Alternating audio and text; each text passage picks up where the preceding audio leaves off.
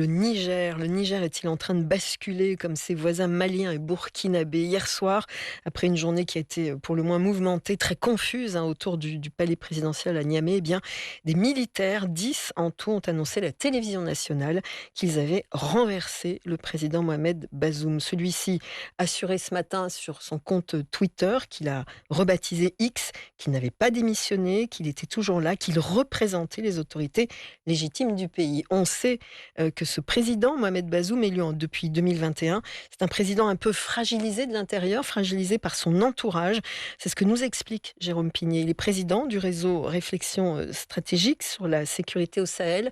C'est notre invité ce matin et il répond aux questions de Soukaina Aziz.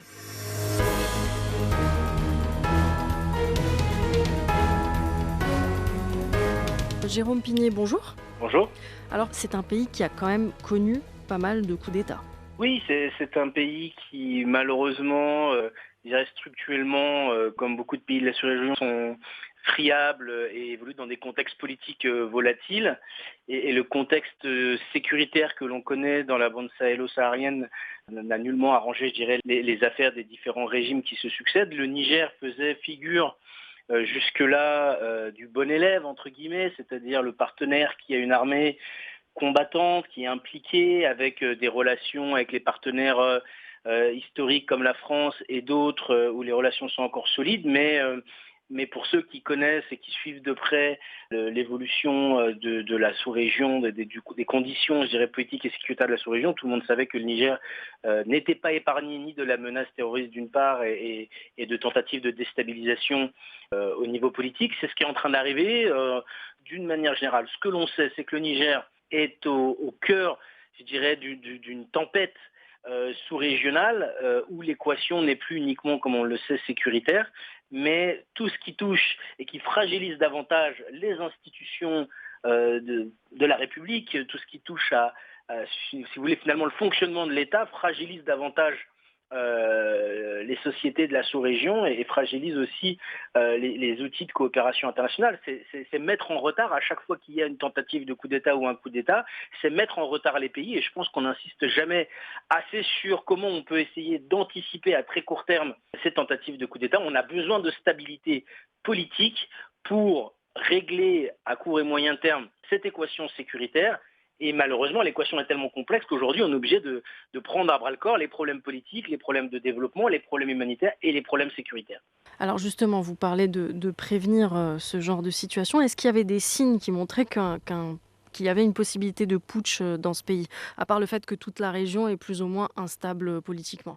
Dans cette instabilité, c'est vrai qu'il y a une forme de stabilité du pays, du Niger en ce moment, mais il faut rappeler qu'encore une fois, pour ceux qui suivent de près cette actualité et cette zone géographique de l'Afrique de l'Ouest, le président Bazoum, qui a été élu démocratiquement, comme tout le monde le sait, souffre de ce qu'on pourrait appeler, non pas un manque de légitimité, mais d'un environnement politique qui ne lui est pas forcément toujours très favorable. Je m'explique.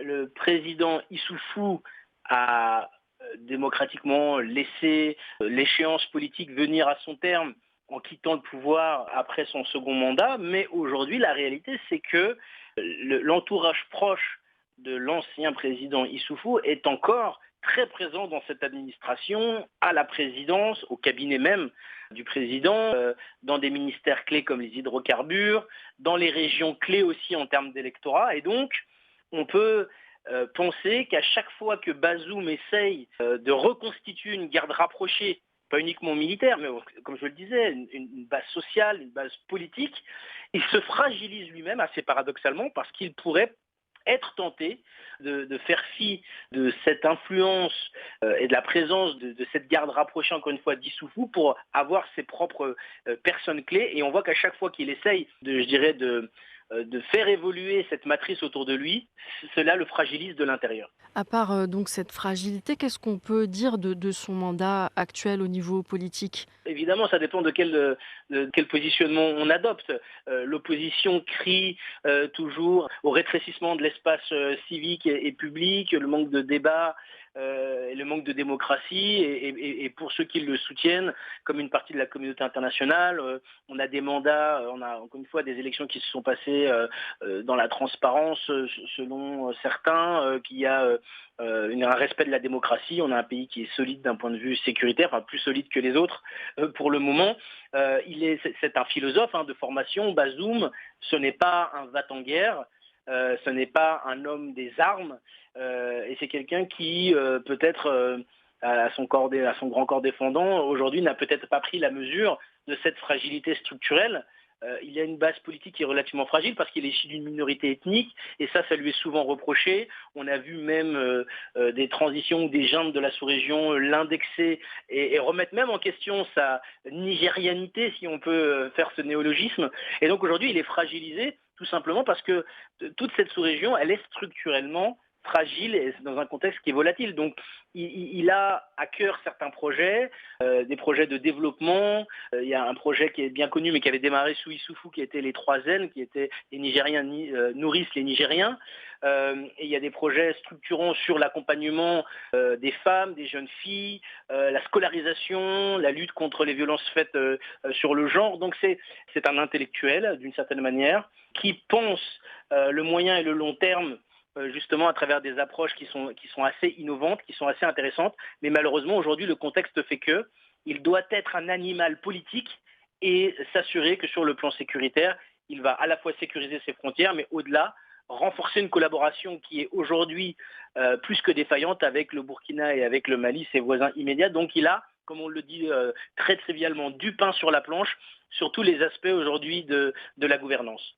Une dernière question sur ces relations avec les partenaires internationaux. C'est quand même un des derniers présidents à soutenir la présence française dans la région.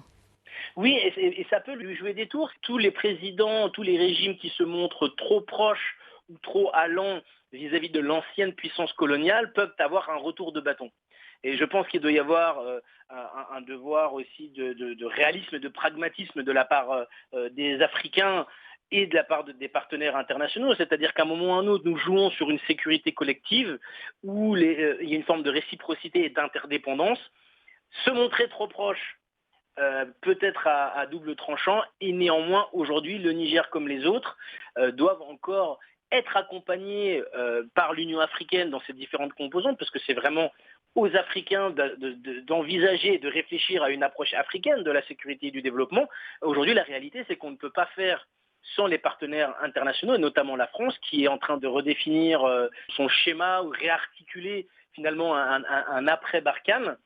Le Niger a décidé de composer avec la France comme avec d'autres partenaires et elle assume pleinement ce partenariat, mais encore une fois, trop l'assumer, parfois peut-être à double tranchant, et il doit trouver cet équilibre, et les partenaires doivent aussi trouver cet équilibre et ne pas mettre, je dirais, leurs œufs dans le même panier, parce que le Niger, c'est peut-être mieux que les autres aujourd'hui, mais c'est friable, comme on l'a vu dans d'autres pays. Et si aujourd'hui c'est le Niger qui tombe, demain on peut regarder vers d'autres pays, le Togo, le Bénin et la Côte d'Ivoire. Et c'est évidemment pas à souhaiter pour la stabilité, mais il y a un vrai principe de réalité qui rattrape aujourd'hui les régimes du quotidien, et rien n'est simple. Jérôme Pignet, merci beaucoup d'avoir répondu à mes questions. Merci.